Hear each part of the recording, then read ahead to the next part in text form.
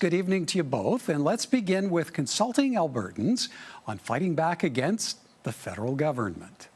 Ottawa has been interfering in every aspect of our provincial jurisdiction in deeper and deeper ways for about a decade now, and we've had enough of it.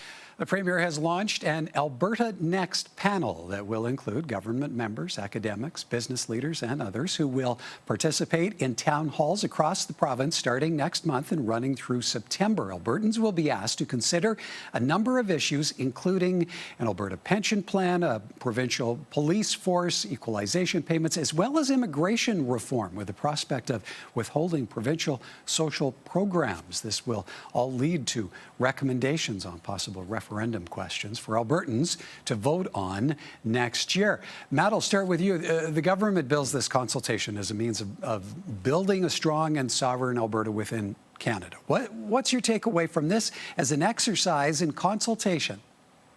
Yeah, you know, I've been looking more recently at, Premier Smith's record on Indigenous peoples, and kind of one of my big takeaways from looking at, a couple different incidences. One of her main policy strategies is flattery. In fact, as a politician, she's very concerned about, having people like her, but also is, I think, kind of very suave and deft at being able to say the right things to make people happy in different ways, or at least, making attempts at that, right? And so I kind of view this exercise as like in her vein as a policy strategy of flattery, right? It's getting out, meeting with people, being able to hear from people, and she's good on the spot, and I can imagine that she's good in public settings, and so that's really my main takeaway from all of this, is that it's an attempt at building relationships and being seen as listening in the public. Barry, how does this play politically and being launched the day after the 3 by-elections? Well, I think Matt hit it on the nose. I think this is a public relation exercise for the summer. We're not likely to see any concrete results from some of the investigations into Alberta Health. And this allows her to enhance her reputation as Alberta's defender and solidify her popularity position among Albertans broadly on these questions.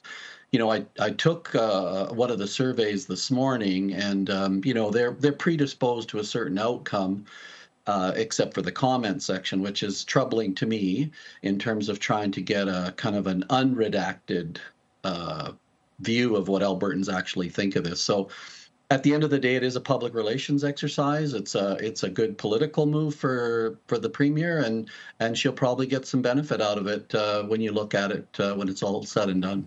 Matt, if this is about being a defender for Alberta, how different a dialogue do you see then being generated here in comparison to the previous Kenney government's Fair Deal panel?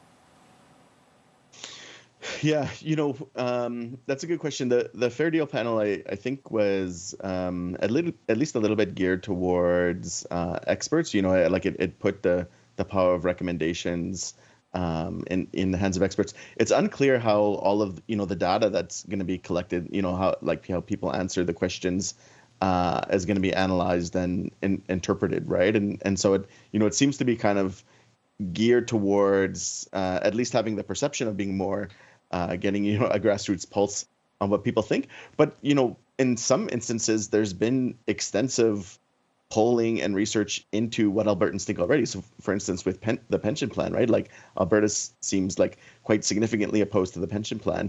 It's something like a provincial police force. There does seem to be a really good reason to study that issue, because we've seen that the RCMP is having struggles by having too many mandates under one roof, right? Like you're in charge of national intelligence and security, and then you're in charge of community policing, right? And so, there's now been very kind of public reporting and investigations into the future of the RCMP. And, the RCMP might move away from community policing. And as such, I think it makes sense for Alberta to think through, okay, how are we going to take care of community policing, right? But again, you would think that it's not just asking people their perceptions or their opinion of it all. There has to be some sort of way to inform people as well about these possible changes that are coming on, and by giving people information, sometimes people change their minds too, right? And I don't see any information or education component of how this tour is going to work. Barry, having already sampled some of the online survey elements, what do you envision now as an outcome of the Alberta Next consultations? What does this lead to, especially where referenda are concerned? Well, again, I think it deflects from some of the things that the Smith government has had trouble with when it comes to healthcare, when it comes to inflation, the cost of electricity, all of those things that are kind of pocketbook issues with Albertans and typically become electoral issues. She's kind of trying to push, I think, Albertans to think about these broader questions. And that is what I believe the outcome will be. I think the set of recommendations, while I'm pleased with some of the members on the panel, I think the recommendations that the government's going to make through this panel are going to just reinforce themselves as the only bulwark against Ottawa intervention. And it's unfortunate because we've seen in the last month or so a significant effort by Ottawa to include Alberta in those conversations and consultations in terms of what the economy looks like and how that might improve Albertans' lives. And we see internally there's a bit of the same attitude that she had, and quite rightly so, with the previous government. So again, the report in my mind is going to be a very public relations driven exercise that will enhance the Premier's issues that she thinks are important in Albertans' minds, and thus in her advantage in terms of electoral success. We heard from Edmonton MP and Emergency Management Minister Eleanor Olszewski off the top of the program on pushing through Bill C-5, the One Canadian Economy Act. Barry, what's your read on the degree of commitment the Carney government has to this discussion around powering forward with nation-building projects? How necessary was it to pass Bill C-5 before the House rose for summer? Well, I think politically it was really important. He made some commitments talking about July 1st and how the federal government was taking a new direction. I think he accomplished that politically by passing C-5. I do think that there are certainly some issues with the bill. However, on that spectrum of political importance, at least in terms of Carney's initial impact, I think that passing C-5 was more important than getting all of the elements right. And there are some significant elements that need to be addressed. Matt, the minister is Alberta's voice in the federal cabinet, which she pointed out to us. How much of a message is there to Alberta here on where the Smith government's priorities in this nation-building discussion stand? Yeah, concerns over the pace of environmental reviews, and I think just the general sense from leaders in Alberta that the government wasn't on their side. All of those things seem to be addressed. I think the big thing I see with what's going on right now is, Trump has created a sense of unity, right? And this feeling of unity is quite pervasive, I think, across Canada. And so, Prime Minister Carney is trying to capitalize on that. At the end of the day, a feeling of unity still has to be interpreted when it comes to questions of policy, how resources are distributed, and and how decisions are made, right? And so even though we all feel quite unified, in this moment, facing this kind of this global threat of somebody who really can't be trusted in terms of when they're going to make decisions and how. It doesn't necessarily mean we're all going to interpret what to do with this unity in the same way. And so there's still a little bit of a road ahead of us in terms of how this all plays out. Yeah, Barry, the minister told us the relationship is in a very good place with Alberta. She spent a lot of time with the Premier at the Calgary airport, greeting leaders arriving for the G7 summit. How does that play with our discussions off the top on the focus of the Alberta Next panel? Well, quite frankly, politically, it's tough for Smith to say on one hand the next panel is going to create this option for Alberta to be sovereign within Canada, and that they've been bullied and pushed around, and the economy's diminished by Ottawa, and at the same time speak to an improved relationship or a good relationship with Ottawa. I think that creates an issue for her. I think it's refreshing to see a minister of the federal crown talking about a good relationship with Alberta.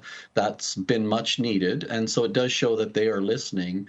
I think in terms of how it could impact the survey, I guess there's some that could, because if people are paying attention to the broader scope. But and for the federal government, for the Carney government to take advantage of what Matthew just said, is that we all want the same things. We want improvement. We want Canada to be in control. And it will depend on how we manage the conflict that's sure to come as these projects come online or get reviewed, as to whether we're going to be ultimately successful. And for that to happen, I think Premier Smith has to be part of a productive part of that relationship. Now, as the federal government drives forward with Bill C-5, the Premier of BC continues to downplay the idea of a new northern pipeline, insisting it's not at a point of friction with Alberta. There's no fight here. The concern that I have is a matter of priorities. We have a taxpayer-funded pipeline, the TMX pipeline. It's owned by Canadians. It's not operating at capacity. There's 200,000 additional barrels of capacity in that pipeline. Let's start there. The BC Premier, who has faced criticism on the issue from Alberta's Danielle Smith, has reiterated a promise that he's open to the pipeline discussion, even if a new route is unlikely. Matt, the Premier Eby, also told CTV's Question Period that he sometimes feels like the media is gathering around and chanting, fight, fight, fight. How open do you see the BC government being at this point to talk pipelines? I would be very shocked if they're enthusiastic to open the discussion about what was previously planned as the Northern Gateway Pipeline. The natural gas pipeline that's been built out to Kitimat, I believe. What was is politically difficult, right? And there's and in particular around Indigenous rights and. There's many Indigenous groups along the pipeline which are supportive of it, and then there's also some which are very much against it, right? And so working through that issue is quite a difficult challenge, and so I don't see, and they're very similar routes, right? They have to travel through very similar territories, and so I really don't see Premier Eby being enthusiastic to start up that discussion again. Barry, do you see the PM having to be a referee of sorts here at some point? Well, I think to Matthew's point about the Indigenous consultation and permissions and however you want to talk about that really needs to be the first layer. And I think the Prime Minister has a role to play in that, in ensuring that as the first layer of permission, if you want to call it that, lies with the Indigenous people in BC. I mean, that removes that political problem for Mr. Eby, in a sense that if he can bring the Indigenous groups online for a route or how the land is to be used, I mean, that removes a major headache for him. He did leave the door open and said, we gave him the out with saying that as long as it's a privately funded pipeline, he would be open to considering that. But I think underlying is he does not want to deal with the political issue within BC, which is who gets trampled if that's how the politics work. So I think Prime Minister Carney has a big role to play in making sure that the Indigenous groups are online in order for that pipeline to have a pathway to the coast. All right, gentlemen, I'm afraid we're out of time. We have to leave it there. Thank you both. Good to see you. Thank you, Michael. Good to see you, Gene.